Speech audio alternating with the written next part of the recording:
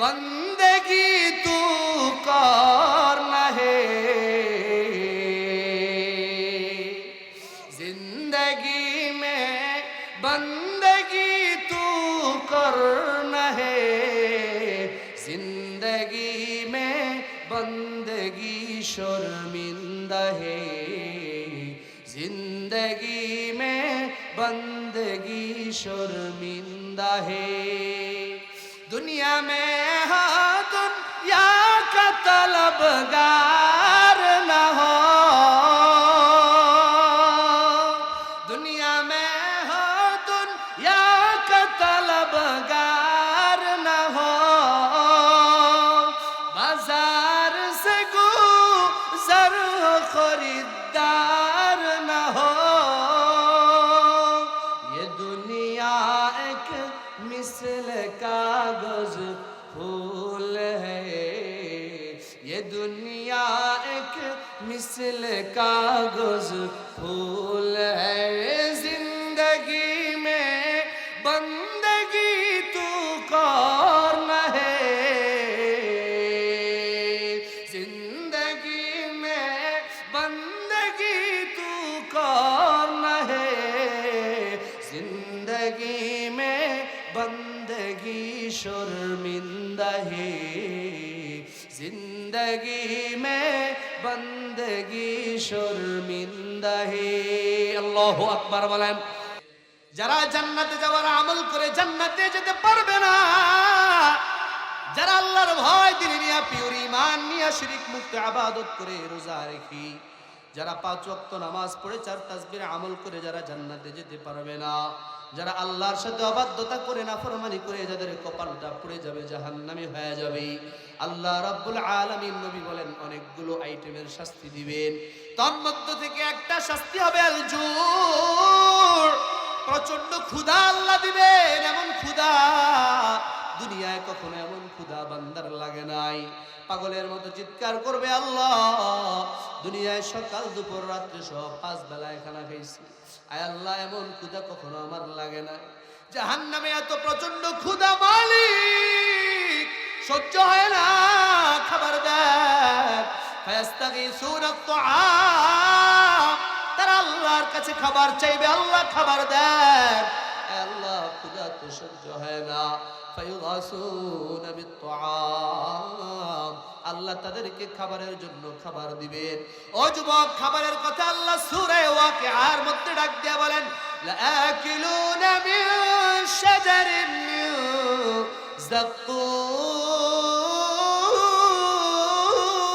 যাক্কুম। আল্লাহ রাব্বুল আলামিন বলেন জাহান্নামীদেরকে খাবারের জন্য যাক্কুম ফল দেওয়া হবে।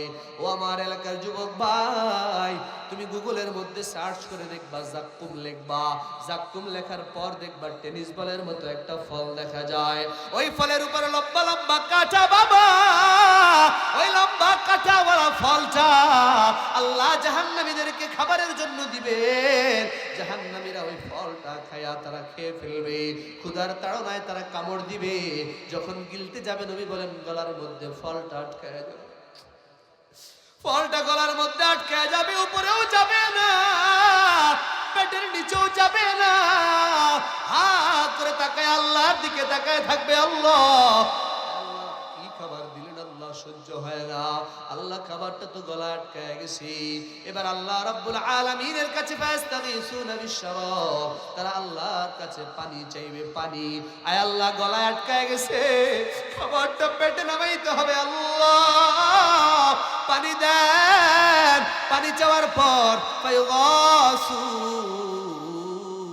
হামিম ওয়া ফি রিওয়ায়াতিন ফায়ুদফাউ ইলাইহি বিল হামিম, তাদের নিকট আল্লাহ জাহান্নামের 3000 বছর ধরে জ্বালানো ফুটন্ত গরম আগুনের মধ্যে, উত্তপ্ত আগুনের মধ্যে জ্বালানো ফুটন্ত গরম পানি খাবারের জন্য দিবে, পান করার জন্য আল্লাহ দিবেন। নবী বলেন শুধু ফুটন্ত গরম পানি নয় রে বাবা, বিকালালি বিল হাদিদ, ওই ফুটন্ত গরম পানির মধ্যে লোহার লম্বা লম্বা পেরেক থাকবে, তার কাটা থাকবে। ওই যে লোহার তার কাটাওয়ালা ফুটন্ত গরম পানির গ্লাসটা জাহান্নামীরা পানিটা খাওয়ার জন্য চেহারার কাছে নিবে। ফাইদা দানাত মিন উজুহিহিম, আল্লাহর নবী বলেন ফাইদা দানাত মিন ওয়াজুহিহিম, যখন তারা তাদের চেহারা কাছে গ্লাসটা নিয়ে যাবে, সাওয়াত ওয়াজুহাহুম, তাদের চেহারার চামড়াগুলো ঝলসে যাবে, তাদের চেহারার গোশতগুলো খসে খসে জমিনে পড়ে যাবে। আল্লাহর নবী বলেন তাদের চেহারার চামড়া একটাও থাকবে না, তাদের কোনো এক টুকরা গোশতও মুখে থাকবে না। আরে বাড়ি গ্রামের মুসলমান, আল্লাহর নবী বলেন তাদের চেহারা চামড়া গোশতগুলো খসে যাওয়ার পর তারা তারপরও ডক ডক করে গরম পানিটা খেয়ে ফেলবে।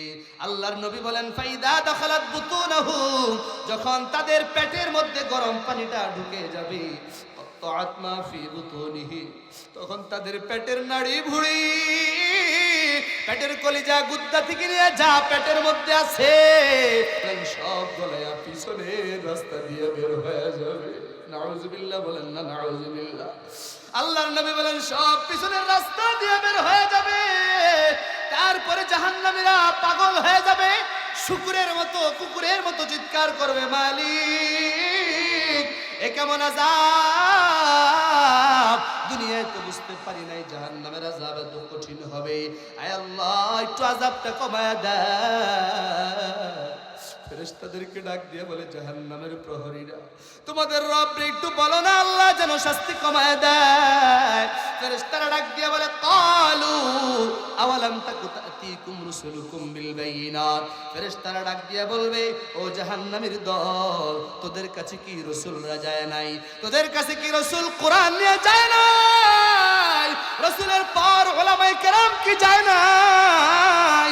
7 জানুয়ারি 2026 বাড়িগ্রাম দক্ষিণ পাড়া জামে মসজিদের উদ্যোগে আয়োজিত উলামায়ে কেরাম মাহফিলে কি কোরআন নিয়ে জাহান্নামের কথা বলে নাই, জান্নাতের কথা বলে নাই, শিরক মুক্ত ইবাদতের কথা বলে নাই? তখন তো তোর মনের ভেতরে ভালো লাগে নাই, তোর তো মনের ভেতরে হেদায়েত আসে নাই, তখন আমি আল্লাহর ভয় পাও নাই, আমি আল্লাহর জাহান্নামের আগুনের ভয় পাও নাই। নিজের বড় নেতা মনে হইছে, নিজে যেভাবে চলো সেভাবে চলতে ভালো লাগছে, যেভাবে নাফরমানি করো সেভাবে নাফরমানি করতে চেয়েছো। রাসূল যাওয়ার পর, কোরআনের আদেশ শোনার পর, কোরআনের নসিহত শোনার পর আমি আল্লাহ বললাম আমি আল্লাহ একমাত্র সব ইলম রাখি, গায়েবের মালিক আমি আল্লাহ, গায়েব জানার মালিক আল্লাহ, আমি আল্লাহ ছাড়া অন্য কেউ গায়েব জানে না। কিন্তু তুই বলেছিলি দুনিয়ায় রাসূলও গায়েব জানে, এমন লোক আছে না নাই? আরো জোরে বলেন না আছে না নাই? আল্লাহ ডাক দিয়ে বলে নাফরমান, ফেরেশতারা বলবে আল্লাহর কিতাবে আল্লাহ বললেন ওয়া ইনদাহু মাফাতিহুল গায়বি লা ইয়ালামুহা ইল্লা হু, গায়েবের ইলম একমাত্র আল্লাহর কাছে আছে, গায়েবের খবর কেউ জানে না একমাত্র জোরে বলেন জানেন কে? আল্লাহ বলেছেন তারপরেও জানো না? আল্লাহ বলেছেন সব জায়গায় ফাইনামা তুআল্লু ফাসাম্মা ওয়াজহুল্লাহ, আমি আল্লাহ বললাম যেদিকে তাকাও সেদিকে আমি আল্লাহ আছি, আমি আল্লাহ বাড়িগ্রামেও আছি, আমি আল্লাহ নাগরপুরে আছি, আমি আল্লাহ মামুদনগরেও আছি, আমি আল্লাহ কেদারপুর টাঙ্গাইল পুরো শহরে পুরো দেশে পুরো পৃথিবীতে আমি আল্লাহ আছি, সব জায়গায় আমি আল্লাহ হাজির, আমি আল্লাহ নাজির। কিন্তু তুই দুনিয়ায় আমি আল্লাহর হাজির নাজির না মাইনা আমার রাসূল রে বলেছিল রাসূল হাজির রাসূল নাজির, এই জন্য রাসূল আসে আমি দাঁড়ায় আমি লাত পড়ি। আল্লাহ রাব্বুল আলামিন বলে আমার গুণ তুই রাসূল রে দিলি, যার কারণে নাফরমান জাহান্নামের আগুন ভোগ কর। দুনিয়ায় উলামায়ে কেরাম বয়ান করেছে, কোরআন দিয়া বলেছে, হাদিস দিয়া বলেছে, তুই মানো না। আমি 10 বছর বাপ দাদা আমল করেছে, বাপ দাদা 20 বছর করেছে, বাবার আমল মেনেছি, দাদার আমল মেনেছি, পূর্বপুরুষের আমল মেনেছি, আমি কোরআন মানি নাই, হাদিস মানি নাই। হাদিস বলার পর আমার কানে দিয়া ঢুকে নাই, কোরআনের আয়াত বলার পর আমার কানে দিয়া ঢুকে নাই। ফেরেশতারা বলে ওমা দুআউল কাফিরিনা ইল্লা ফি দালাল, জাহান্নামীদেরকে এই কথাগুলো বলার পর জাহান্নামীরা বলবে হা হা হা, আমাদের কাছে রাসূল এসেছিলেন, আমাদের কাছে কোরআনও এসেছিল, ও ফেরেশতারা আমাদের কাছে উলামায়ে কেরাম জুমার মিম্বরে বয়ান করেছি, আমাদেরকে মাহফিলে উলামায়ে কেরাম কোরআন নিয়ে নিয়ে বয়ান করেছি, হাদিস বলে বলে বয়ান করেছে, নামাজের কথা বলেছি, রোজা রাখার কথা বলেছি, সুদ ঘুষ ছেড়ে দেওয়ার কথা বলেছি, গীবত শিকায়াত গজব লানত ছেড়ে দেওয়ার কথা বলেছে, পর্দার কথা বলেছি, আমলের কথা বলেছে, আমরা মানি না। ওই ফেরেশতারা বলবে কালু ফাদউ, কয় তাহলে এবার তোমাদের রব রে ডাকো। ওয়া মা দুআউল কাফিরিনা ইল্লা ইল্লা ফি দালাল। ফেরেশতারা বলবে তবে আল্লাহ রে তোমরা ডাইকা কোনো লাভ নাই, কাফেরদের দোয়া আজকে আল্লাহ কবুল করবেন না, বলেন নাউজুবিল্লাহ। এরপরে জাহান্নামীরা নিরাশ হয়ে আবার জাহান্নামের দারোয়ানকে ডাক দিবে, ওয়ানাদাউ ইয়া মালিক, হে মালিক দারোয়ান। মালিক দারোয়ান রে ডাক দিয়া বলার পর 1000 বছর পার হয়ে যাবে। নবী বলেন মালিক দারোয়ান কোনো জবাব দিবে না। জাহান্নামীরা 1000 বছর শাস্তি ভোগ করতে থাকবে, তাদের অবস্থা খারাপ হয়ে যাবে। এবার কুকুরের মতো ডাক দিয়া বলবে, ইয়া মালিক, হে জাহান্নামের প্রধান দারোয়ান মালিক। 19 জন দারোয়ানের প্রধান দারোয়ান মালিক দারোয়ান 1000 বছর পরে জবাব দিবে, কি বলবা বলো। এবার তারা বলবে, লিয়াকদি আলাইনা রব্বুক, তোমার রব একটু বলো না শাস্তি কমায় দিতে, শাস্তি তো সহ্য হয় না। মালিক দারোয়ান বলবে, না না না, দুনিয়ায় সময় ছিল, হায়াত থাকতে সময় ছিল, কেন রবের চিল্লা না, কেন ইবাদত করলা না। ক্বালা ইন্নাকুম মাকিসুন, যাও যাও যাও জাহান্নামে থাকো। জোরে বলেন নাউজুবিল্লাহ, আর জোরে বলেন না নাউজুবিল্লাহ। সর্বশেষ জাহান্নামীরা নিরাশ হইয়া পাগলের মতো হইয়া গাধার মতো চিৎকার করবে। আল্লাহ কোরআনে বলেন, ইন্নান কারাল আসওয়াতি লাসাউতুল হামির, গাধার আওয়াজ হলো সবচেয়ে উঁচু আওয়াজ। ওই গাধাকে ডাক দিয়া বলবে, ওই গাধার আওয়াজ দিয়া জাহান্নামীরা আল্লাহকে ডাক দিয়া বলবে, ক্বালু রব্বানা غلبت علينا شقوتنا وكنا قوما ضالين। ওই জাহান্নামীরা আল্লাহকে ডাক দিয়ে বলবে, আল্লাহ দুনিয়ায় পোড়া কুপাল্লা ছিলাম, সুযোগ থাকার পরেও আমল করি নাই, সময় থাকার পরেও আল্লাহ আপনাকে চিনি নাই, আপনার ইবাদত গুলো করি নাই। আয় আল্লাহ আলেমদের কথা মানি নাই, কোরআন হাদিসের কথা মানি নাই। আয় আল্লাহ নামাজও পড়ি নাই, বেপরদা চলাও ছাড়ি নাই।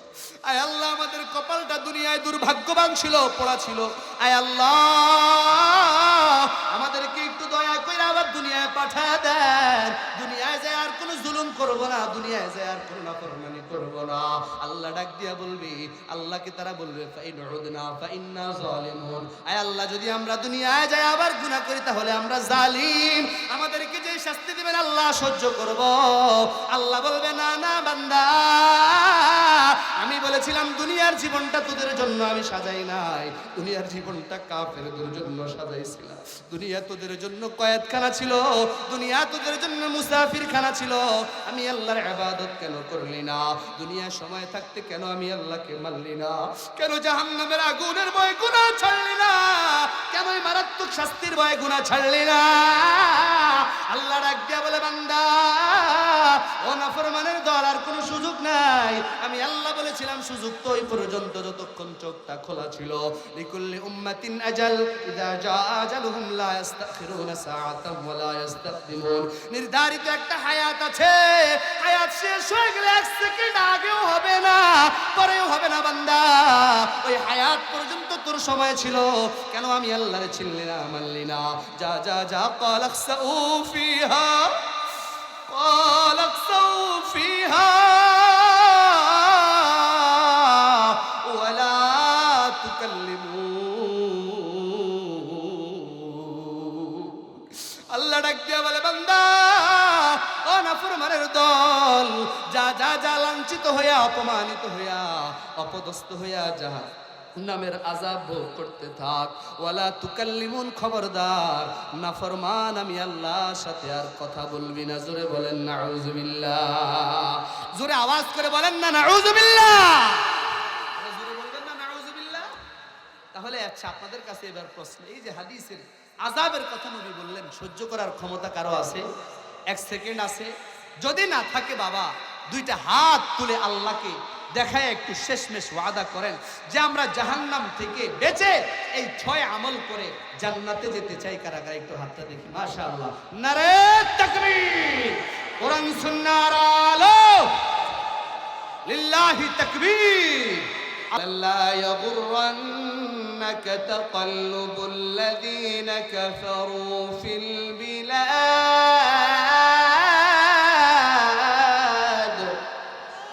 এ দুনিয়ার মুসলমান ইমানদার আল্লাহর গোলাম, লা ইয়াগুররান্নাকা ইয়াগুররান্নাকা তাকাল্লুবুল্লাযীনা কাফারু ফিল বিলাদ।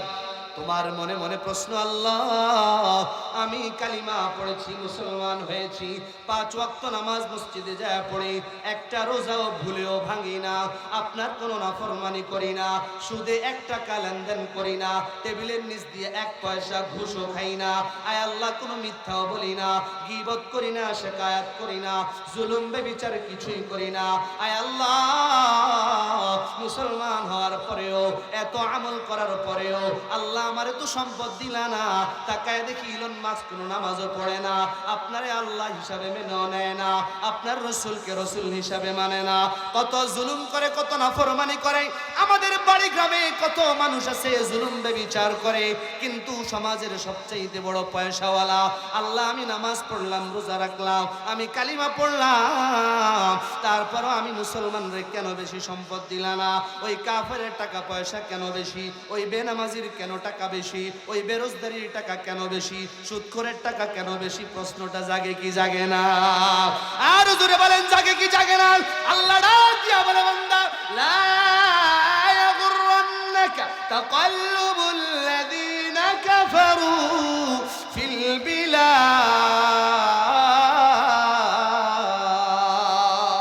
আল্লাহ ডাক দিয়া বলে, আমার বান্দারা ভালো করে শোনো, আয় আমারই বান্দার মুত্তাকি বান্দারা শোনো, আমি আল্লাহ কাফিরদেরকে যে সুড়ম্য অট্টালিকা দান করেছি, হাজার হাজার মিলিয়ন বিলিয়ন ডলারের মালিক আমি আল্লাহ তাদেরকে বানাইলাম, 1000 হেক্টর জমির মালিক বানাইলাম, বড় মেল ফ্যাক্টরির মালিক বানাইলাম, তারা ঈমান আনে নাই, তারা আমি আল্লাহকে বিশ্বাস করে না, নামাজ রোজা করে না।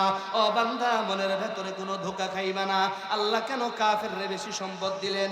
আল্লাহ বলে, আমার মুমিন বান্দারা কাফেরদের সুড়ম্য অট্টালিকা দেখা, 1000 হেক্টর জমি দেখা, মিলিয়ন বিলিয়ন ডলার সম্পত্তি দেখা তুমি ধোঁকা খায়ও না, তুমি তাদেরকে দেখে অন্তরে কোনো ধোঁকা খায়ও না। বলেন কে?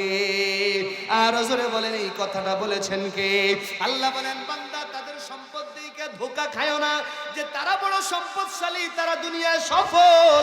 আল্লাহ বলে, না না বান্দা, সম্পদ দিয়ে দুনিয়ায় সফল হওয়া যায় না, শুধুমাত্র টাকা দিয়ে দুনিয়ায় সফল হওয়া যায় না, গাড়ি বাড়ি দিয়ে দুনিয়ায় সফল হওয়া যায় না। আল্লাহ বলেন, বান্দা সফল হলো তারা যাদের দিলে আমি আল্লাহর ভয় আছে, যারা আমি আল্লাহর ভয়ে 10-14 ডিগ্রি সেলসিয়াসে শীত পড়লেও ফজরের জামাতটা মিস দেয় না। আল্লাহু আকবার বলেন। আল্লাহ বলেন, যারা কাজের ব্যস্ততায় যোহর আসর মিস দেয় না, যারা ঘুমের বান্দরে মাগরিব এশা মিস দেয় না, যারা ক্ষুধার ভান দিয়ে রোজা ভাঙে না, যারা আমি আল্লাহর ভয়ে সমস্ত হারাম কাজ থেকে বেঁচে থাকে, যাদের দিলে আমি আল্লাহর ভয় আছে, কাল কিয়ামতের ময়দানে আমি আল্লাহ আমার ওই বান্দাগুলোকে কিয়ামতের ময়দানে উঁচু জায়গা দিয়ে জান্নাত দিয়ে দিব। আর জোরে বলেন আল্লাহু আকবার। এজন্য আল্লাহ মূল থিওরি বলে দিয়েছেন, এখন সম্পদ থেকে ধোঁকা খাওয়া যাবে না। দুনিয়ার জীবনটাকে আল্লাহ সাজাইলেন কাফেরদের জন্য। আমরা তো এই দুনিয়ার জীবনটা আসলাম সফর করার জন্য।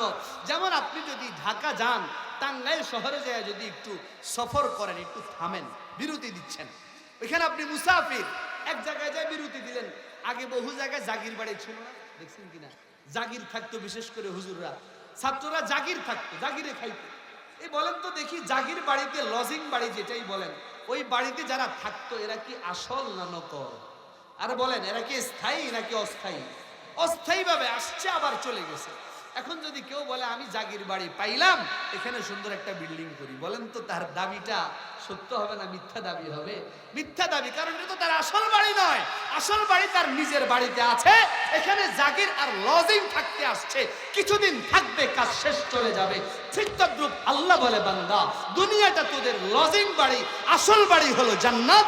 দুনিয়ায় যাবি অস্থায়ীভাবে আমি আল্লাহর লজিং বাড়িতে থাইকা আমি আল্লাহর গোলামি করবি, বন্দেগি করবি, আমি আল্লাহ তোর স্থায়ী বাড়ির জান্নাত তোকে বুঝাইয়া দিব। বলেন আল্লাহু আকবার।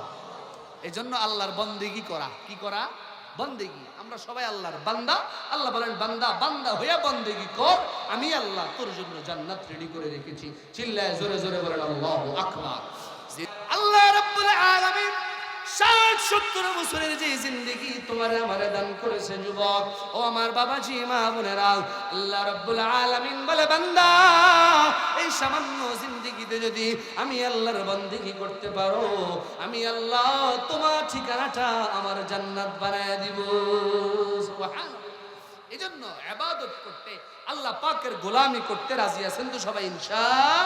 সবাই জোরে বলেন না ইনশাআল্লাহ? আল্লাহ তৌফিক দান করেন, জোরে বলেন আমিন।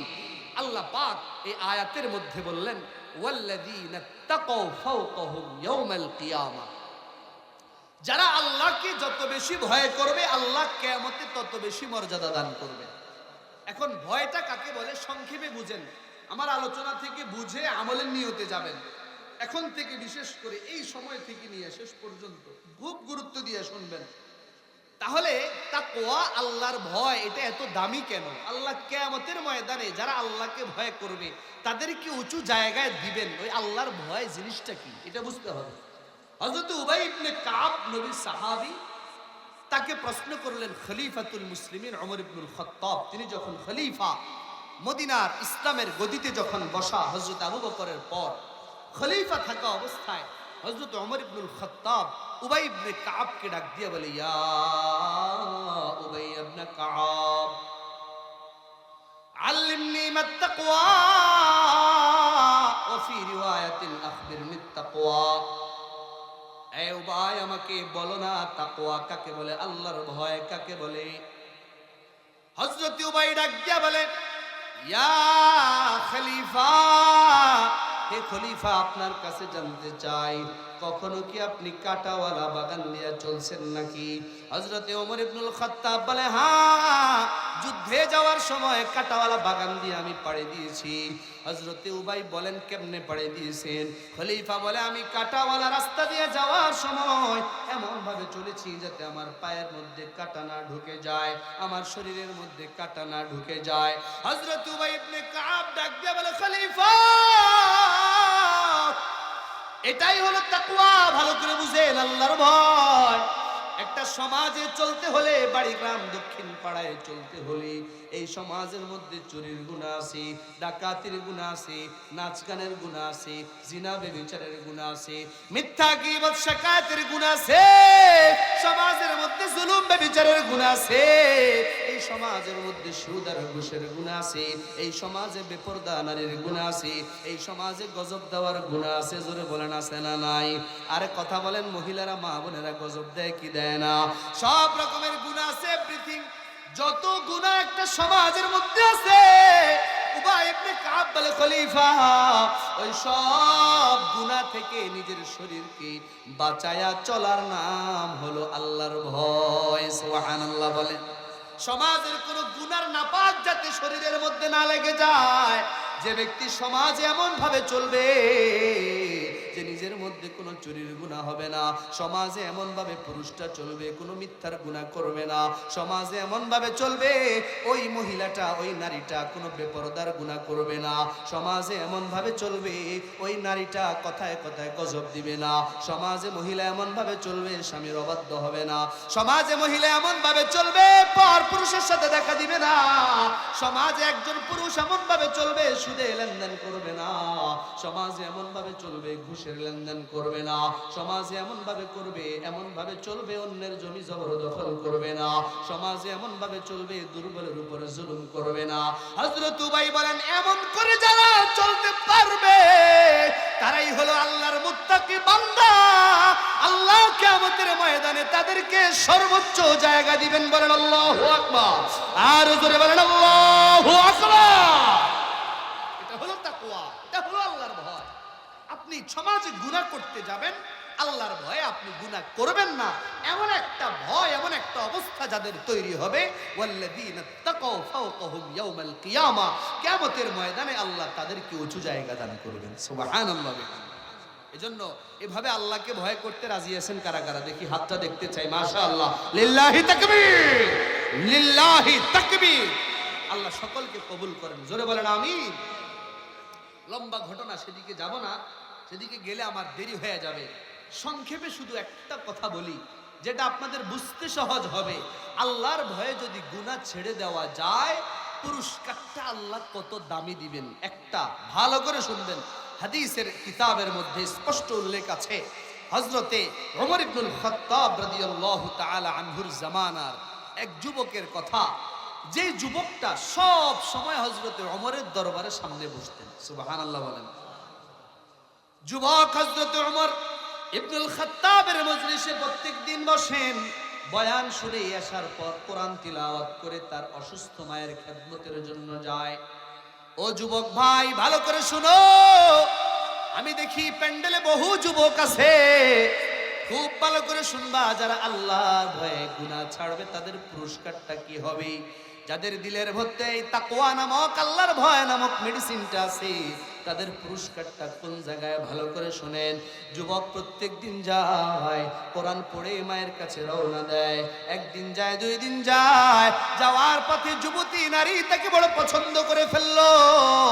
নারীও 1 বছর 2 বছর হয়ে যায়, লজ্জায় যুবকের সামনে আসে না, ইশারা ইঙ্গিতে দূর থেকে ডাকে। যুবক তো তার দিলের মধ্যে ভয় আছে, কার? আর জোরে বলেন, আল্লাহর ভয় যুবকের দিলে আছে, যার কারণে কাছে যায় না। 1 বছর পার হয়ে যায়, যুবতী ডাক দিয়া বলে, যুবক রে, আজকে তোমার আমি দাওয়াত দিচ্ছি, আমার ঘরে মেহমানদারির দাওয়াত দিলাম। যুবক মনে মনে ভাবলো, মেহমানদারি কবুল করাটা সুন্নত, এজন্য আমি দাওয়াত নিব। যুবক তার দাওয়াত নেয়, যুবতীর সাথে রওনা হয়। যুবতীর ঘরের সামনে যখন চলে যায়, আল্লাহর কোরআনের একটা আয়াত যুবকের স্মরণ পড়ে যায়, যে আয়াতে আল্লাহ সরাসরি বলছেন, যাদের দিলের মধ্যে আল্লাহর ভয় আছে, যারা আল্লাহর মুত্তাকি বান্দা, যাদের দিলের মধ্যে হাসরের ময়দানের ভয় আছে, যাদের দিলের মধ্যে জাহান্নামের আগুনের ভয় আছে, যারা আল্লাহর জাহান্নামের আযাবকে ভয় করে, তারা যখন গুনাহ করতে যায়, তারা যখন কোনো নাফরমানি করতে যায়, তারা যখন কোনো বড় কবিরা গুনাহ করতে যায়, তারা যখন কোনো অন্যায় করতে যায়, তখন আল্লাহর ভয়ে তাদের অন্তরটা কেঁপে ওঠে। আল্লাহু আকবার বলেন। তারা তখন কোনো গুনাহ করতে পারে না, কারণ তাদের দিলের মধ্যে আল্লাহর ভয় আছে। যুবক যখন তার মনের মধ্যে এই আয়াতটা স্মরণ হয়ে গেল, আয়াতটা স্মরণ হওয়ার পর যুবক বেহুশ হইয়া তার দরজার সামনে পড়ে যায়, আর ঘরে ঢুকতে পারে না।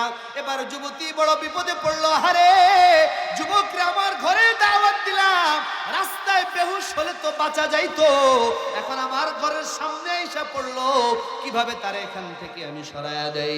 লোকজন ডাইকা যুবককে তার বাড়িতে ধরে নিয়ে যাওয়া হয়। সেখানে যাওয়ার পর যুবকের হুশটা ফিরে আসে। আল্লামা ইমাম ইবনে কুদামা রাহমাতুল্লাহি আলাইহি ডাক দিয়ে বলেন, ওই যুবকের যখন হুশটা ফিরে আসে, হুশ ফিরে আসার পর যুবকের বাবা ডাক দিয়া বলে, বাবা তুমি কোন জায়গায় গেলা, কেন বেহুশ হইলা, আমারে খুলে বলো। যুবক পুরো ঘটনা ডাক দিয়া তার বাবারে বলে। যখন বলে, বাবা আমার এই আয়াতটা স্মরণে যখন আসে, যাদের দিলে আল্লাহর ভয় আছে, তারা আল্লাহর ভয়ে গুনাহ করে না, তারা গুনাহ ছেড়ে দেয়, তাদের দিলে আল্লাহর ভয় জেগে যায়, তারা আল্লাহর ভয়ে দিলটা কেঁপে ওঠে, জাহান্নামের আগুনের ভয়ে তাদের অন্তরটা কেঁপে ওঠে। আয় বাবা, আমি যখন আয়াতটা আমার স্মরণে হলো, আমি বেহুশ হয়ে গেলাম, বেহুশ হয়ে যাওয়ার পর তখন আমি আবার বেহুশ হয়ে গেলাম। এবার তার যখন আয়াতটা বলবে, যুবক আবার বেহুশ হয়ে যায়, আবার হুশটা ফিরে আসে, আবার বেহুশ হয়ে যায়। আবার যখন বাবা জিজ্ঞেস করে, বাবা কোন আয়াতটার কাছে তুমি গেলা, কোন আয়াত শুনে তুমি গুনাহ থেকে বেঁচে গেলা? এই কথা বলার পর যুবক যখন কোরআনের ওই আয়াতটা স্মরণ করলো, স্মরণ করার পর যুবক আবার বেহুশ হইয়া রবের ডাকে সাড়া দিয়ে চলে যায়। মানে যুবকটা আল্লাহর ভয়ে দুনিয়া থেকে বিদায় হয়ে যায়, মারা যায়। খলিফা ওমরের দরবারে খবর চলে যায়, এই খলিফা, যুবকটা তো দুনিয়া ছেড়ে চলে গিয়েছে, যে যুবক আপনার দরবারে সব সময় সামনে বসতো। খলিফা ওমর বলে, ও আমার সাথীরা, চলো সকাল বেলায় ফজর পড়ে আমি তার কবরটা নিজে জিয়ারত করব। আল্লাহু আকবার বলেন। খলিফা ওমর ইবনুল খাত্তাব রওনা দিলেন, যুবকের কবরের সামনে গেলেন, কবর জিয়ারত করলেন।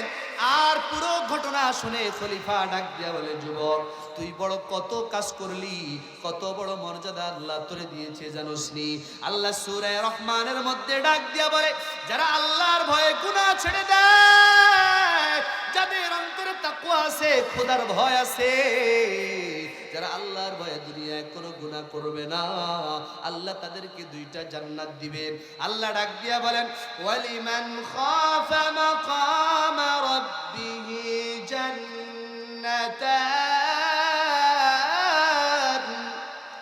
ফাবিআই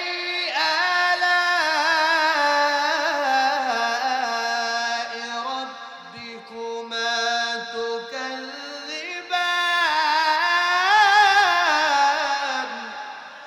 আল্লাহ বলেন, লিমান খাফা মাকাম রাব্বি, যেই ব্যক্তি আল্লাহর সামনে দাঁড়ায়া জবাবদিহিতার ভয়ে গুনাহ ছেড়ে দেয়, আল্লাহ রাব্বুল আলামিন তাকে দুইটা জান্নাত দিবেন। সুবহানাল্লাহ বলেন, জোরে বলেন, আল্লাহর ভয়ে গুনাহ ছাড়লে কয়টা জান্নাত?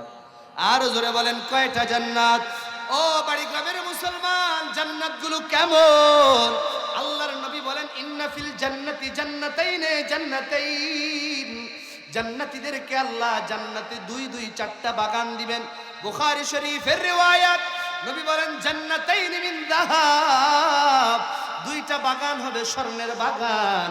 আনিয়াতুহুমা ওয়া মা ফিহিমা, ওই দুই বাগানের গাছপালা, তরুলতা, বৃক্ষরাজি যা আছে সব কিছু আল্লাহ স্বর্ণ দিয়া বানাবেন। আল্লাহু আকবার বলেন। ওয়া জান্নাতাইন মিন ফিদ্দা, দুইটা জান্নাত হবে রূপার, দুইটা বাগান হবে রূপার বাগান।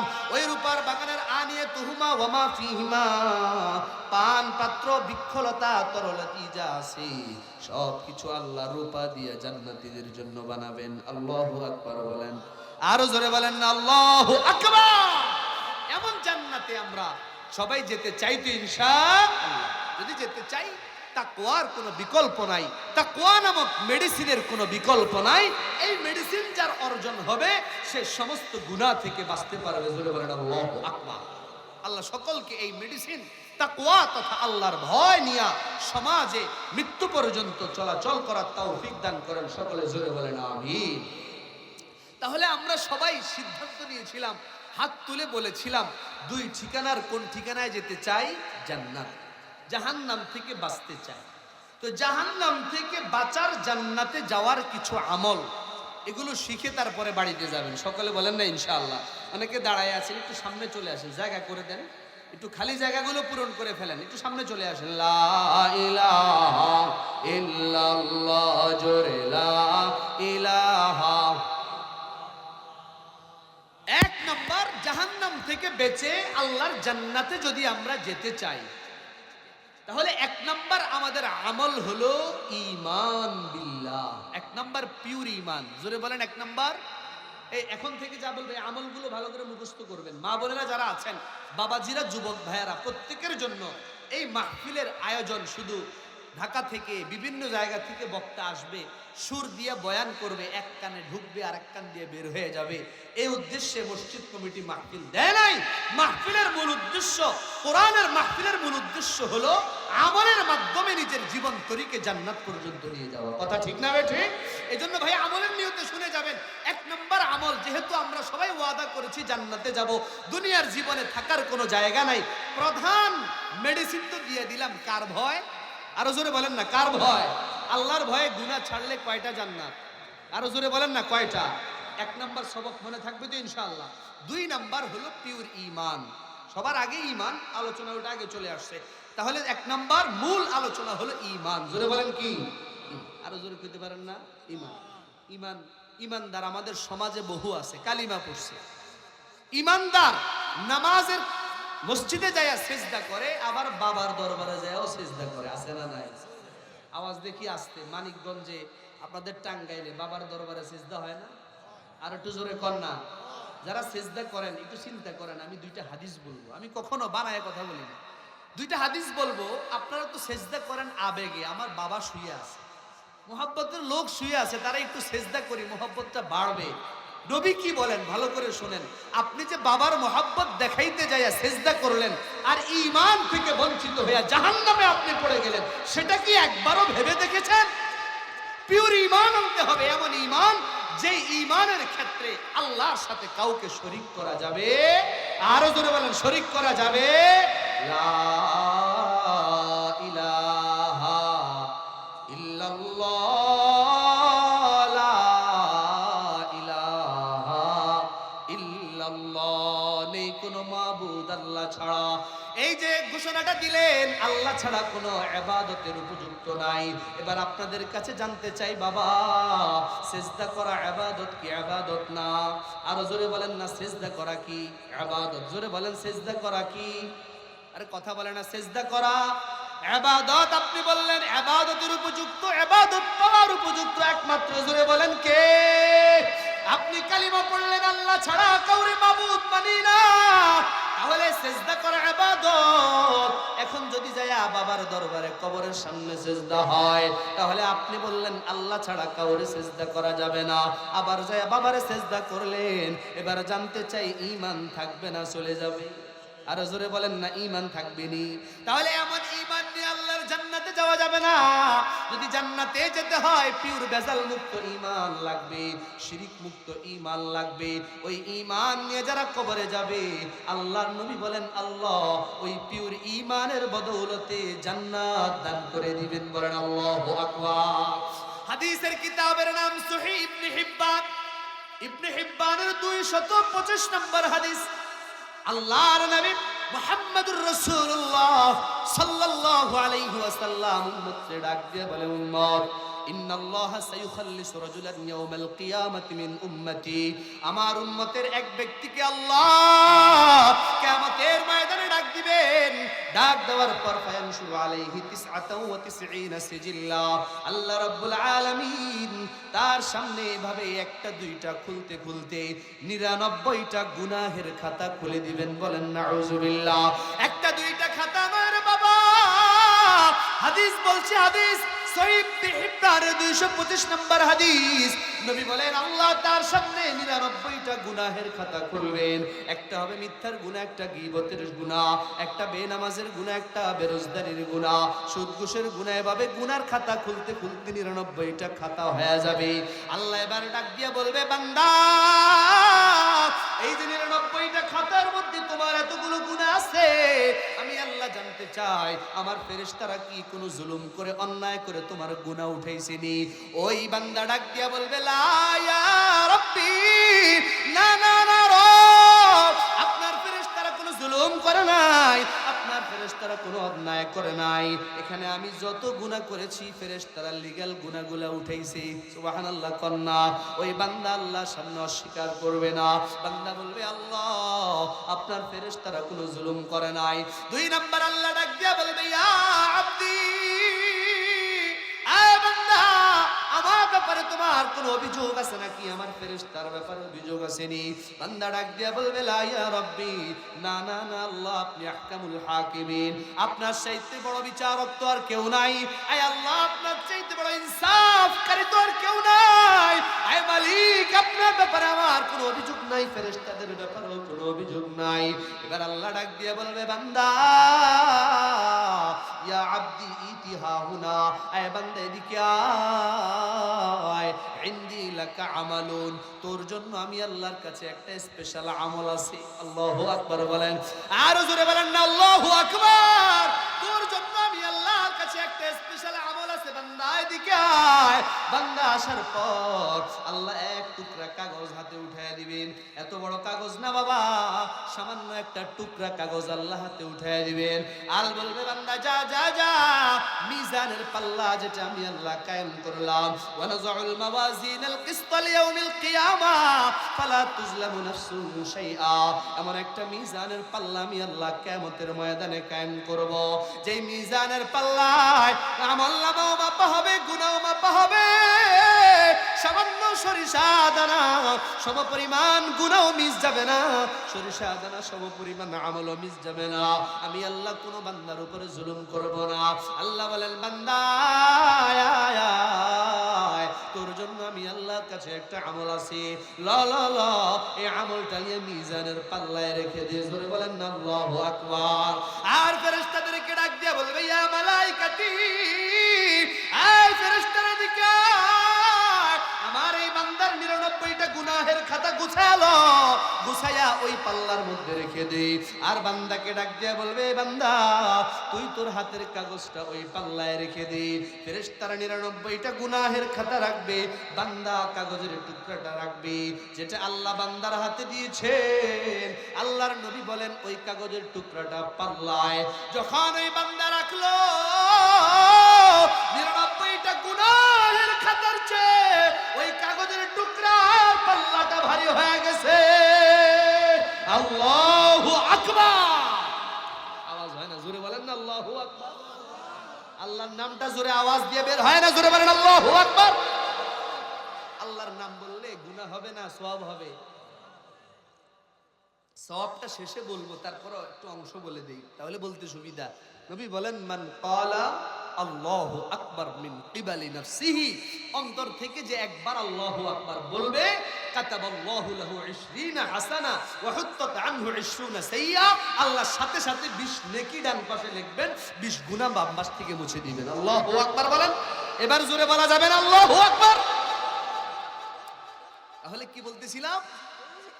ওই কাগজের টুকরা যখন পাল্লার মধ্যে রাখলো, পাল্লাটা ভারী হয়ে যায়। এবার বান্দা আল্লাহকে বলে আল্লাহ সামান্য একটা কাগজের টুকরা, এই কাগজের টুকরাটা কেমনে ভারী হলো গো মালিক, কি লেখা আছে? আল্লাহ বলবে বান্দা খুলে দেখ। বান্দা খুলে দেখবে ওই কাগজের টুকরার মধ্যে লেখা, জোরে বলেন লা ইলাহা ইল্লাল্লাহ, লা ইলাহা, জোরে লা ইলাহা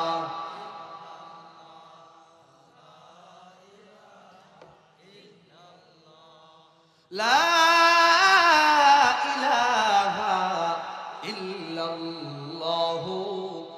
লা ইলাহা ইল্লাল্লাহর তো দাম বাবা, বুঝাইতে চাইলাম আল্লাহ ওই এক টুকরা কাগজের কালিমা লা ইলাহা ইল্লাল্লাহ, এটা যে পিওর ভাবে দুনিয়ায় বিশ্বাস করেছিল, মুখ দিয়ে উচ্চারণ করেছিল, যে তার জীবনে বাস্তবায়ন করেছে, আল্লাহ রাব্বুল আলামিন এই ঈমানের উসিলায় তাকে জাহান্নাম থেকে মুক্তি দিয়া জান্নাত দিয়ে দিয়েছে।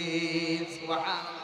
এজন্য এক নাম্বার পিওর আমল, অন্যতম আমল হলো পিওর ঈমান, ভেজাল মুক্ত ঈমান, শিরক মুক্ত ঈমান নিয়ে যারা কবরে যেতে পারবে আল্লাহ তাদেরকে জান্নাত দান করবেন। সুবহানাল্লাহ। তাহলে এক নাম্বার ঈমান, দুই নাম্বার তাকওয়া, দুই নাম্বারটা আগে বলে দিয়েছি। এক নাম্বার জোরে বলেন, এক নাম্বার ঈমান, দুই নাম্বার আল্লাহর ভয়, তিন নাম্বার গুরুত্বপূর্ণ জান্নাতে যাওয়ার আমল, সেটা হলো শিরক মুক্ত ইবাদত। সুবহানাল্লাহ বলবেন না? কি মুক্ত ইবাদত? শিরক মুক্ত। হাদিসের কিতাবের নাম সুনানু ইবনে মাজাহ। ইবনে মাজাহ শরীফের 1853 নম্বর হাদিস, 1853, বর্ণনাকারী হযরতে আব্দুল্লাহ ইবনে আবি আওফা রাদিয়াল্লাহু তাআলা আন। শিরক মুক্ত ইবাদত মানে সিজদা একমাত্র আল্লাহকে করা যাবে, এটা বলেছিলাম, রেফারেন্স দিচ্ছি। এই হাদিসের মধ্যে হযরত আব্দুল্লাহ ইবনে আবি আওফা বলেন লাম্মা কাদিমা মুআদুম মিনাশ শাম, হযরতে মুআদ ইবনে জাবাল শাম থেকে আসলেন, বর্তমান সিরিয়া, সিরিয়া থেকে আসলেন নবীর দরবারে আয়েশা সাজাদা লিন নবী সাল্লাল্লাহু আলাইহি ওয়াসাল্লাম। হযরতে মুআদ ইবনে জাবাল আল্লাহর নবীকে সিজদা করলেন। সিজদা করার পর আল্লাহর নবী ডাক দিয়া বললেন, ফাকালা মা হাদা ইয়া মুআদ, এ মুআদ এটা তুমি কি করলা, আমারে কেন সিজদা করলা? হযরতে মুআজ বলেন, ইয়া রাসূলুল্লাহ আতাইতু শাম ফাওয়াফাইতুহুম ইয়াসজুদুনা লিআসাকিফাতিহিম ওয়া বাতারিকাতিহিম। নবী গো আমি শামে গিয়েছিলাম, সিরিয়ায় গিয়েছিলাম, সেখানে যায় দেখলাম সিরিয়ার লোকেরা তাদের নেতাদেরকে সিজদা করে। নাউজুবিল্লাহ, জোরে বলেন। সিরিয়ার লোকেরা তাদের নেতা খাতারে সিজদা করে। ইয়া রাসূলুল্লাহ ফাওয়াদিতু ফি নাফসি আন নাফআলা যালিকা বিকা, তখন আমি মনে মনে চিন্তা করলাম, দুনিয়ার সামান্য পচা গান্দার নেতারা যদি সেজদা পাইতে পারে, আমার নবী আল্লাহর বন্ধু হইয়া, সমস্ত নবীদের সরদার হইয়া, সমস্ত রসুলদের ইমাম হইয়া, তাহলে নবীকে কেন সেজদা করা যাবে না? কথাটা যৌক্তিক না অযৌক্তিক? যৌক্তিক কথা ছিল, তারা যদি সেজদা পাওয়ার যোগ্য হয়, নবীর কেন সেজদা করা যাবে না? এই জন্য মুআজ বলেন, ইয়া রাসূলুল্লাহ, আমি আসলাম আর আপনার সেজদা করলাম। আল্লাহর নবী বলে, ইয়া মুআজ লা তাফআলু, না না না মুআজ, সেজদা পাওয়ার যোগ্য হলো একমাত্র আল্লাহ, এমন কি আল্লাহ ছাড়া আমি নবীকেও সেজদা করা যাবে? আর জোরে বলেন, সেজদা করা যাবে, নবীরাও সেজদা করা যাবে না। পরে আল্লাহর নবী বলে, ইয়া মুআজ লাউ কুনতু আমুরু আহাদান আন ইয়াসজুদা, যদি আমি নবী আল্লাহ ছাড়া কাউকে সেজদা করা জায়েজ বা হিসাবে আদেশ দিতাম, অর্থাৎ আল্লাহ ছাড়া যদি দুনিয়ায় কাউকে সেজদা করা যেত, তাহলে সেটা আমি নবীও না, সেটা কোনো দরবারের বাবাও না, খাজা বাবাও না, ল্যাংটা বাবাও না, কোনো পীরও সেজদা পাওয়ার যোগ্য না। নবী বলেন, যদি সেজদা দেওয়া জায়েজ হতো, লা আমারতুল মারআতা আন ইয়াসজুদনা লিআজওয়াজিহিন্না, তাহলে আমি নবী উম্মতের মহিলাদেরকে আদেশ দিতাম তারা যেন তাদের স্বামীদেরকে সেজদা করে। আল্লাহু আকবার বলেন, আর জোরে বলেন না আল্লাহু আকবার। যদি সেজদা করা জায়েজ হতো, তাহলে মহিলারা, তাদেরকে আমি নবী আদেশ দিতাম মহিলারা যেন তাদের স্বামীকে সেজদা করে। কেননা মহিলাদের তাদের স্বামীর প্রতি বহু হক আছে। আল্লাহর নবী পরে হাদিসের শেষ অংশে বলেন, ওয়াল্লাযী নাফসু মুহাম্মাদিন বিয়াদিহি লা তুআদ্দাল মারআতু হাক্কা রাব্বিহা হাত্তা তুআদ্দা হাক্কা যাওজিহা, ওই পর্যন্ত কোন নারী তার রবের হক আদায় করতে পারে না যতক্ষণ না স্বামীর হক আদায় না করে। সুবহানাল্লাহ বলেন। অর্থাৎ স্বামীর হক আদায় না করলে রবের হক আদায় করা যায় না রে মা। ও আমার বোনেরা যারা আছো, নববধূরা যারা আছো, আল্লাহর নবী এই হাদিসের মধ্যে তোমার স্বামীর কত মর্যাদা বলে দিয়েছেন। যদি আল্লাহ ছাড়া কাউকে সেজদা করা যায়, যত স্বামীদেরকে সেজদা করো, কিন্তু আল্লাহ ছাড়া যেহেতু কাউকে সেজদা করা যাবে না, আমি নবীকেও সেজদা করা যাবে না, স্বামীকেও সেজদা করা যাবে না, বাবাকেও সেজদা করা যাবে না, মাকেও সেজদা করা যাবে না। সেজদা যদি করতে হয়, জোরে বলেন, করব কাকে? এজন্য স্বামীর বড় গুরুত্ব আল্লাহর নবী বুঝাইলেন। পরের হাদিসের মধ্যে হযরতে কায়েস ইবনে সাআদ, আবু দাউদ শরীফের হাদিস, তিনি বলেন, আমি হীরায় গিয়েছিলাম, আতাইতুল হীরা, আমি হীরা নগরীতে গিয়েছিলাম। হীরা নগরীতে যাওয়ার পর ফারাআইতুহুম ইয়াসজুদুনা লিমারজুবানিল্লাহুম, আমি সেখানে যাই দেখলাম তাদের সমাজের গণ্যমান্য ব্যক্তিবর্গদেরকে সাধারণ মানুষ সেজদা করে, নেতাদেরকে সেজদা করে। আমি মনে মনে ভাবলাম, আমিও নবীর যায় সেজদা করব। আমি নবীর দরবারে গেলাম, যা বললাম, ইয়া রাসূলুল্লাহ, তারা তো সেজদা করে হীরা নগরীতে, আমি কি আপনাকে সেজদা করব নাকি? খুব ভালো করে বুঝবেন আমার মুসলমান বাবাজি, খুব ভালো করে দিলের কান দিয়ে শুনবেন আমার মা বোন। হযরতে কায়েস ইবনে সাআদ বলেন, ইয়া রাসূলুল্লাহ, আপনাকে সিজদা করা যাবে নি? আল্লাহর নবী বলে, ইয়া কায়েস ইবনে সাআদ, হে কায়েস ইবনে সাআদ, লাউ মারারতা বিকবরি, তুমি যদি আমার কবরের পাশ দিয়ে যাও, ধরো আমি মারা গেলাম, আমি দুনিয়া থেকে বিদায় হয়ে গেলাম, আমার কবরের পাশ দিয়ে যদি তুমি যাও, হে কায়েস, তুমি ডাক দিয়ে বলো, দেখি বুঝে শুনে জবাব দাও, আমি মারার পর আমার কবরে কি তুমি সিজদা করবানি? হযরতে কায়েস ইবনে সাআদ রাদিয়াল্লাহু আনহু বলেন, লা ইয়া রাসূলুল্লাহ, না না না, আপনি মারা গেলে আপনার কবরে আমি সিজদা করব না। তখন আল্লাহর নবী ডাক দিয়া বলে, ইয়া কায়েস, হে কায়েস, বিষয়টা এমন, আমি মারা গেলে যদি আমার কবরে সিজদা করা না যায়, আমার জীবদ্দশায়ও আমাকে সিজদা করা যাবে না। চিল্লায় বলেন আল্লাহু আকবার। তাহলে নবী স্পষ্ট বললেন, নবীকে সিজদা করা যাবে।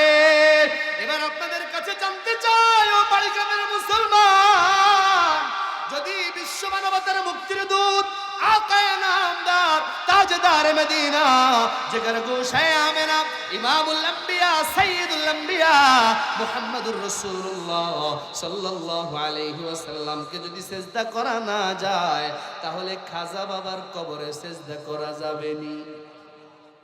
আওয়াজ দেখি হয় না? কি বুঝলেন? দুইটা হাদিস থেকে কি বুঝলেন? নবীরে সেজদা করা যাবে না, কোনো বাবার কবরে সেজদা করা যাবে? আরো জোরে বলেন, যাবে? মাজারে যাইয়া সেজদা করা যাবে?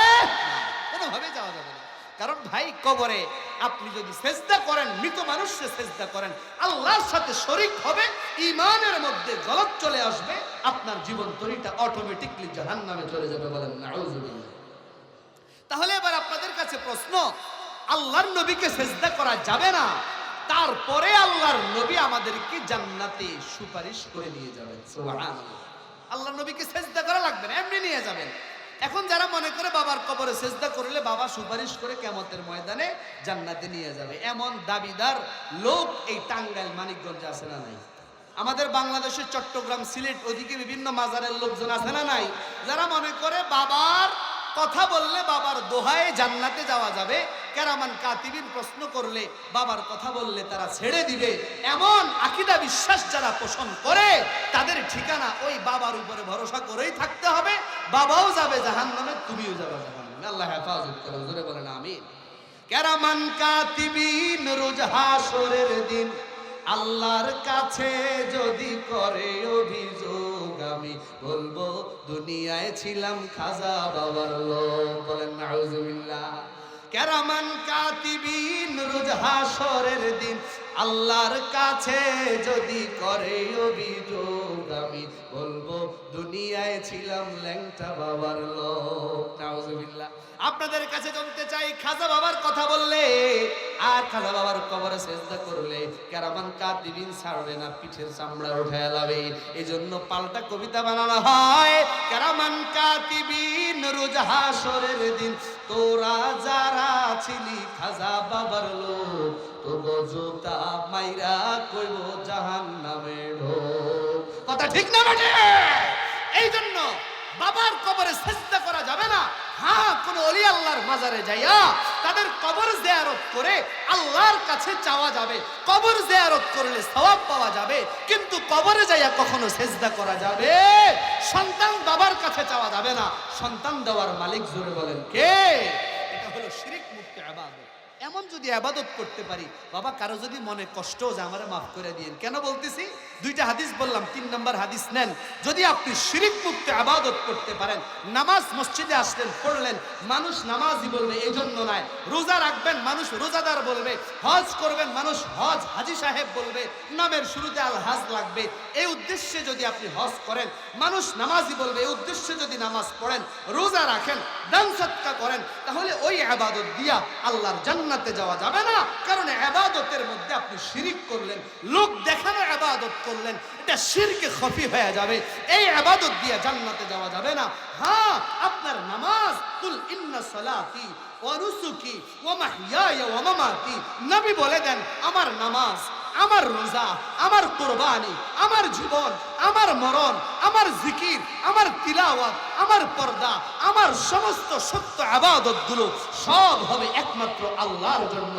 এমন ভাবে শিরক মুক্ত ইবাদত যারা করবে, নবী আপনি ডাক দিয়া বলেন, আমি আল্লাহ ওই বান্দাগুলোরে জান্নাত দিয়ে দেব। জোরে বলেন আল্লাহু আকবার। শিরক মুক্ত ইবাদতের এত পাওয়ার, নবীও বলছেন, হাদিসের কিতাবের নাম সহিহুল বুখারী। বুখারী শরীফের নাম শুনছেন নি আপনারা? দুইজনে শুনছে, আর শোনেন নাই কেউ? বুখারী শরীফের নাম শুনছেন? এই কিতাবের 1396 নম্বর হাদিস, 1396 নম্বর হাদিস, বর্ণনাকারী হযরতে আবু আইয়ুব আনসারী রাদিয়াল্লাহু তাআলা আনহু। عن أبي أيوب الأنصاري رضي الله تعالى عنه قال جاء رجل إلى رسول الله صلى الله عليه وسلم। এক ব্যক্তি আল্লাহর নবীর দরবারে আসলেন। আয়েশা বললেন, ইয়া রাসূলুল্লাহ দুল্লানি আলা আমালিন আ'মালুহু ইউদনিনি মিনাল জান্নাহ ওয়া ইউবাঈদুনি মিনান নার। ইয়া রাসূলুল্লাহ, ভেরি ইম্পর্টেন্ট একটা হাদিস, ভালো করে শুনেন। ও বাড়ি গ্রামের যুবক ভাই, বাবাজি, মা বোনেরা গো, আমলের নিয়তে ভালো করে হাদিসটা শুনবেন। সাহাবী বলেন, ইয়া রাসূলুল্লাহ, আমার এমন কিছু আমল শিখিয়ে দেন যে আমলগুলো করলে আমি জান্নাতের কাছে যেতে পারবো, জাহান্নাম থেকে দূরে সরে যাব। সুবহানাল্লাহ বলেন। আপনাদের কাছে জানতে চাই, বাবা এই আমলগুলো শিখার দরকার আছে না নাই? জান্নাতে যেতে চান, জাহান্নাম থেকে দূরে সরে যেতে চান তো সবাই ইনশাআল্লাহ? কারা কারা চায় আল্লাহর হাত দেখান, লিল্লাহি তাকবীর। তাহলে জান্নাতের কাছে যেতে চাই, জাহান্নাম থেকে দূরে সরতে চাই। আল্লাহর নবী ডাক দিয়ে বললেন, ইয়া সাহিবি, হে সাহাবী, এক নাম্বার আমল হলো তা'বুদুল্লাহ ওয়ালা তুশরিকু বিহি শাইআ। এক নাম্বার ইবাদত হলো যে ইবাদত দিয়ে, যে আমল দিয়া তুমি জান্নাতের কাছে যাইবা, জাহান্নাম থেকে দূরে সরে যাইবা। এক নাম্বার আমল হলো ইবাদত করবা আল্লাহ, আল্লাহর সাথে কাউকে শরীক করা যাবে না। সুবহানাল্লাহ বলেন। এক নাম্বার শিরক মুক্ত ইবাদত। জোরে আওয়াজ করে বলেন, এক নাম্বার কি মুক্ত ইবাদত? আর কথা বলে না। এক নাম্বার কি মুক্ত ইবাদত? শিরক মুক্ত ইবাদত। দুই নাম্বার ওয়া তুকিমুস সালাহ, 5 ওয়াক্ত নামাজ পড়া। 3 নাম্বার ওয়া তুতিজ যাকাত, 3 নাম্বার যাকাত ফরজ হলে যাকাত দেওয়া।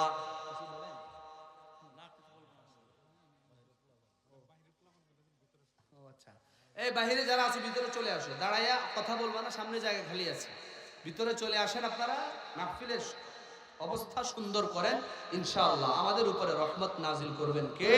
আল্লাহ। তাহলে এক নাম্বার আমল দিলেন শিরক মুক্ত ইবাদত। জোরে বলেন কি? আরে ভাই মনোযোগ ছুটে গেছে নাকি? এক নাম্বার নবী আমল শিখাইতেছেন। আমল না শিখলে জান্নাতে যাবেন কেমনে? বহু তো কিচ্ছা কাহিনী শুনবেন, কিন্তু আমল তো শিখেন না। এক নাম্বার নবী ইবাদত শিখাইয়া দিলেন, যে আমল করলে জান্নাতের কাছে যাওয়া যাবে, জাহান্নামের আগুন থেকে আল্লাহ দূরে সরাইয়া দিবেন। সুবহানাল্লাহ বলেন। এক নাম্বার শিরক মুক্ত ইবাদত। 2 নাম্বার 5 ওয়াক্ত নামাজ জামাতের সাথে পুরুষরা পড়বে, মহিলারা ঘরে সময় মতো পড়বে। 3 নাম্বার যাকাত ফরজ হলে যাকাত দিবে।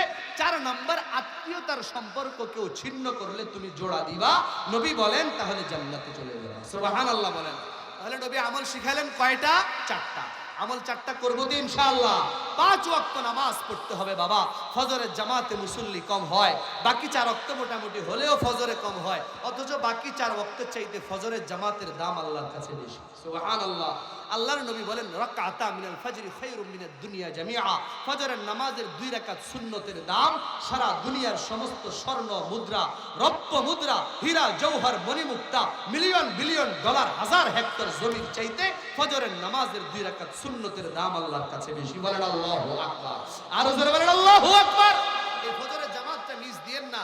রাতের ফেরেশতারা যারা ফজর পড়ে না অভিশাপ দেয়, দিনের ফেরেশতারা ডিউটিকারী ফেরেশতারা অভিশাপ দেয়। তোমার নাকের কানে ছিদ্র ফেরেশতারা নিরাপত্তা দিয়ে ঢেকে রেখেছেন, পোকামাকড় ঢুকতে দেয় নাই। তুমি নাফরমানের মতো যুবক লেপার কম্বল মোড়া দিয়ে শুয়ে আছো, মসজিদে জামাতে আসো না। ওই ফেরেশতারা সারা রাত ডিউটি করে তারাও ফজরের জামাতে শরীক হয়। দিনের ডিউটিকারী ফেরেশতারা তারাও ফজরের জামাতে শরীক হয়। বাড়িগ্রাম দক্ষিণ পাড়ার পিউর ইমানদাররাও ফজরের জামাতে আসে। আর যে মুনাফিকগুলো, যে নাফরমানগুলো ঘরে ঘুমায়া থাকে, রাতের ডিউটিকারী ফেরেশতা যায় বলে, ও নাফরমান, সারা রাত তোর নাক কানের ছিদ্রগুলোকে নিরাপত্তা দিয়েছি, আল্লাহ তোর উপরে এত সুন্দর রহমত করেছে, তুই নাক ডেকে ঘুমিয়েছিস আর নাফরমানের মতো এখনো ঘুমায়া আসোস, তোর উপরে আল্লাহর গজব পড়ুক, তোর উপরে আল্লাহর লানত পড়ুক। জোরে জোরে বলেন নাউজুবিল্লাহ। এটা হাদিস বলতেছি। হাদিসের মধ্যে ফেরেশতারা আপনার অভিশাপ দেয় আর আপনি ঘুমায়া আছেন। দিনের ফেরেশতারাও অভিশাপ দেয়, তোর মতো নাফরমানরা আমি ডিউটি করি। এজন্য বাবা ফজরের নামাজের এত দাম, এত দাম। সময় অল্প, ওদিকে আলোচনায় যাচ্ছি না। সংক্ষেপ 2টা হাদিস বলে দিলাম 1 মিনিটের ভেতরে। কি বুঝলেন? ফজরের জামাতের দাম 4 ওয়াক্তের চাইতে কম না বেশি? আরো জোরে বলেন, কম না বেশি? সকালে এই নামাজে আসবো তো ইনশাআল্লাহ। সকলকে তৌফিক দেন। জোরে বলেন আমিন।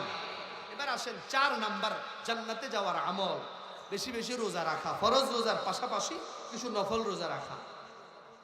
নফল রোজার ব্যাপারে বুখারী শরীফের হাদিসের মধ্যে আল্লাহর নবী ইরশাদ করেন, বুখারী শরীফের 2540 নম্বর হাদিস, 2840 নম্বর হাদিস। এই হাদিসের বর্ণনাকারী হযরত আবু সাঈদ খুদরি রাদিয়াল্লাহু তাআলা عن أبي سعيد الخدري رضي الله تعالى عنه قال رسول الله صلى الله عليه وسلم من صام يوما في سبيل الله بعد الله وجهه عن النار 70 خريفا।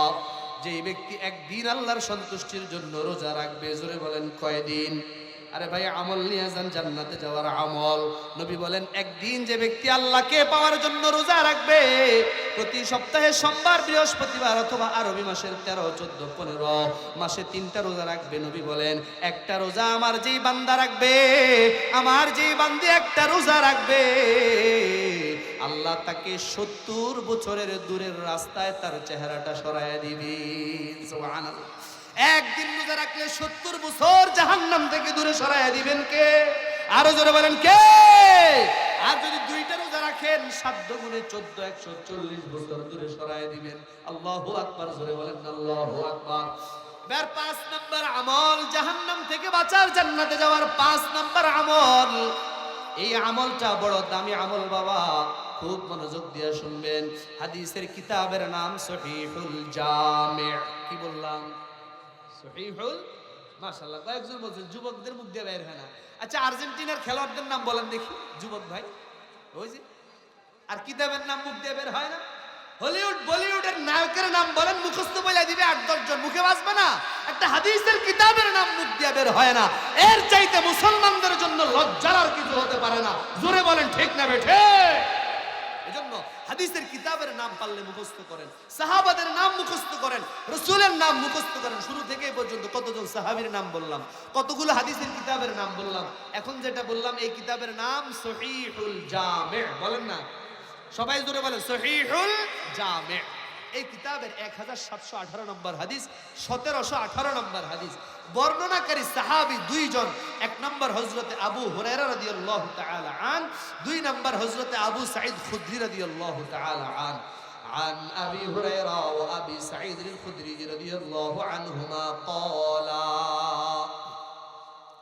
قال رسول الله صلى الله عليه وسلم إن الله اصطفى من الكلام 4। আল্লাহ নিজের জন্য সারা পৃথিবীতে আরবি, বাংলা, ইংলিশ, হিন্দি, ফার্সি সহ যত ভাষা পুরো পৃথিবীর মধ্যে প্রচলিত আছে, সব ভাষার মধ্যে যত যত হাজার হাজার শব্দ আছে, আল্লাহ নিজের জন্য মাত্র 4টা বাক্য নির্বাচন করে নিয়েছেন। জোরে বলেন কয়টা? আরো জোরে বলেন কয়টা? আল্লাহ নিজের জন্য 4টা বাক্য নির্বাচন করলেন। 1 নম্বর সুবহানাল্লাহ, 2 নম্বর লা ইলাহা ইল্লাল্লাহ, 3 নম্বর আল্লাহু আকবার, 4 নম্বর আলহামদুলিল্লাহ। আমার সাথে জোরে বলেন 1 নম্বর সুবহানাল্লাহ, 2 নম্বর আলহামদুলিল্লাহ, 3 নম্বর লা ইলাহা ইল্লাল্লাহ, 4 নম্বর আল্লাহু আকবার। সমস্ত ভাষার মধ্য থেকে আল্লাহ নিজের জন্য 4টা বাক্য নির্বাচন করলেন। এবার নবী বলেন, ও সাহাবীরা জানোনি এতগুলো বাক্য থাকতে আল্লাহ কেন এগুলো নির্বাচন করলেন? এগুলোর ফজিলত অনেক বেশি। কারণ হলো মান ক্বালা সুবহানাল্লাহ, যেই ব্যক্তি একবার পড়বে সুবহানাল্লাহ, কাতাবাল্লাহু লাহু 20 হাসানা ওয়া হুত্তাত আনহু 20 সাইয়্যা। আল্লাহ 20টা আমলনামা নেক আমলের মধ্যে লিখে দিবেন, আর 20টা গুনাহ আল্লাহ মুছে দিবেন। জোরে বলেন সুবহানাল্লাহ, আর জোরে বলেন না সুবহানাল্লাহ। 2 নম্বর ওয়ামান ক্বালা লা ইলাহা ইল্লাল্লাহ, যেই ব্যক্তি একবার পড়বে লা ইলাহা ইল্লাল্লাহ, ফামাসালু যালিক 20 নেকি 20 গুনাহ মাফ। সুবহানাল্লাহ বলেন। ওয়ামান ক্বালা আল্লাহু আকবার, জোরে বলা যাবে না, আল্লাহু আকবার বলেন, আল্লাহু আকবার। ফামাসালু যালিক 20 নেকি 20 গুনাহ মাফ। ওয়ামান ক্বালা আলহামদুলিল্লাহ কাতাবাল্লাহু লাহু 30 হাসানা ওয়া হুত্তাত আনহু 30 সাইয়্যা। যে ব্যক্তি একবার আলহামদুলিল্লাহ পড়বে আল্লাহ 30টা নেকি লিখে দিবেন, 30টা গুনাহ মুছে দিবেন। সুবহানাল্লাহ। তাহলে বাবা কয় বাক্যের আমল? 4 বাক্য। জোরে বলেন কয় তাসবির আমল? তাহলে 5 নম্বর আমল হলো 4 তাসবির আমল। জোরে বলেন 5 নম্বর 4 তাসবিহের আমল। 1 নম্বর সুবহানাল্লাহ, 2 নম্বর আলহামদুলিল্লাহ, 3 নম্বর লা ইলাহা ইল্লাল্লাহ, 4 নম্বর আল্লাহু আকবার। কিভাবে আমল করবেন আমার মা বোনেরা যারা আছেন খুব মনোযোগ দিয়ে শুনবেন, বাবাজিরা, যুবক ভাইয়েরা শুনবেন, প্রত্যেক শ্রেণী পেশার মুসল্লি ভাইয়েরা শুনবেন। আল্লাহর নবী বলেন, যেই আমার উম্মত, যেই পুরুষ নারী 5 ওয়াক্ত নামাজের পর 33 মাররা 33 বার করে এই 4 তাসবিহ পড়বে, অন্য রিওয়ায়াতে বলেন 100 বার দৈনিক এগুলো পড়বে, 100 মোট 400 বার পড়বে। ওয়া ইন কান গুফিরাত খাতায়াহু ওয়া ইন কানাত মিসলা জাবাদিল বাহর। জোরে বলেন আল্লাহু আকবার। নবী বলেন আল্লাহ ওই পুরুষ আর নারীর গুনাহ সব ক্ষমা করে দিবেন, যদিও তার গুনাহ সমুদ্রের ফেনা পরিমাণ হয়। সুবহানাল্লাহ। তাহলে এই আমলগুলো করতে রাজি আছেন তো ইনশাআল্লাহ? আমার মা বোনেরা যারা কাজ করেন, ঘর ঝাড়ু দিচ্ছেন, জবানটা বন্ধ না রাইখা পড়েন সুবহানাল্লাহ। আমার ড্রাইভার ভাইয়েরা গাড়ি চালাইতেছেন, জবান বন্ধ না রাইখা পড়েন লা ইলাহা ইল্লাল্লাহ, আল্লাহু আকবারের আমল করেন, সুবহানাল্লাহর আমল করেন। আল্লাহ রাব্বুল আলামিন গুনাহ ক্ষমা করে জান্নাত দিয়ে দিবেন। বলেন আল্লাহু আকবার। ষষ্ঠ অত্যন্ত গুরুত্বপূর্ণ আমল, এই আমলটা আল্লাহর নবী তিরমিজি শরীফের 241 নম্বর হাদিসের মধ্যে বলেন, বর্ণনাকারী সাহাবী হযরত আবু হুরায়রা রাদিয়াল্লাহু তাআলা আন, মান সাল্লা 40 সালাতান ফি মসজিদি, যেই ব্যক্তি আমার মসজিদের মধ্যে 40 দিন তাকবীর উলার সাথে নামাজ পড়বে, তাকবীর উলা ছুটে যাবে না, আল্লাহ তাকে জাহান্নামের আযাব থেকে বাঁচায় দিবেন। বলেন আল্লাহু আকবার। আল্লাহ কবরের আযাব মাফ করে দিবেন, মুনাফিকের খাতা থেকে আল্লাহ নামটা কাটায় দিবেন। জোরে বলেন আল্লাহু আকবার। এজন্য 40 দিন তাকবীর উলা ছুটবে না এমন যুবক দেখি 10 জন হাত তোলেন, দাঁড়ায় যান। একটু যুবক কে আছেন নামাজ মিস হবে না, একটু ওয়াদা করবেন, হাত তোলেন। কে আছেন দেখি? 40 দিন আমার নামাজ ছুটবে না। আরে ভাই, নামাজ ছুটবে না, তাকবীর উলা ছুটবে না, একজন যুবক হাত দেখতে চাই, ওয়াদা করেন বরকত দিবেন আল্লাহ। নবী বলেন এই 40 দিন যদি নামাজ পড়েন, মাশাআল্লাহ, লিল্লাহি তাকবীর। এই যে আমার বাবাজির হাত তুলতেছে, যুবকেরা হাত তুলতে মন চায় না, একটু হিম্মত করো না, নিয়ত করো 40 দিন নামাজ পড়ো, আল্লাহ কবরের আযাব থেকে মাফ করে জান্নাত দিয়ে দিবেন। সুবহানাল্লাহ। এই 6টা আমল করতে রাজি আছেন কারা কারা দেখি হাত দেখান। মাশাআল্লাহ, লিল্লাহি তাকবীর, নারে তাকবীর। আল্লাহ সকলকে 6 আমল করে জান্নাতে যাওয়ার তৌফিক দেন। জোরে বলেন আমিন। যদি না যেতে পারি আর কপালে যদি জাহান্নামটা কারো জুটে যায় কি হবে? খুব মনোযোগ দিয়ে একটা হাদিস পড়লেই আমার আজকের আলোচনা শেষ। 5-10 মিনিটের মধ্যে আলোচনা শেষ হয়ে যাবে। হাদিসের কিতাবের নাম সুনানুত তিরমিজি। যারা এখন এলোমেলো হয়ে আছেন, মনে করতেছেন আমল করলে করলাম, না করলে নাই, নামাজের জন্য হাত তোলার জন্য বুকে সাহস হলো না, অথচ এই নামাজ ছাড়া জান্নাতে যাওয়া যাবে না বাবা। যদি জাহান্নামে আপনার জীবন তরিটা চলে যায় কি হবে? তিরমিজি শরীফের 2586 নম্বর হাদিস, বর্ণনাকারী হযরত আবু দারদা রাদিয়াল্লাহু তাআলা আনহু, عن أبي درداء رضي الله تعالى عنه قال قال رسول الله صلى الله عليه وسلم يلقى على أهل النار الجوع। আল্লাহ জাহান্নামীদেরকে ভ্যারাইটিজ আইটেমের শাস্তি দিবেন।